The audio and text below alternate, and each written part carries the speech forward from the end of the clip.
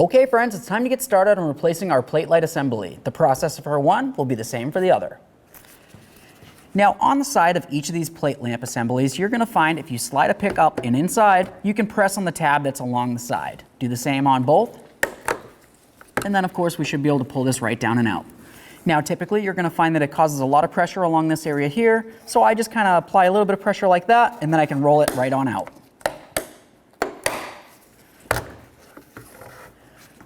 Once it's out of there, we're going to go ahead and grab onto this tab right where my thumb is, squeeze it, and then relieve the plate lamp assembly itself.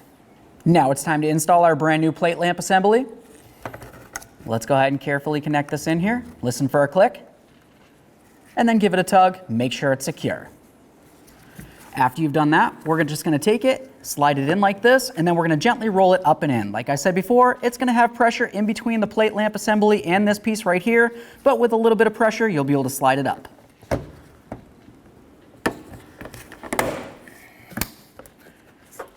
There we are. Double check just to make sure it's secure, and then of course turn it on and make sure it functions properly.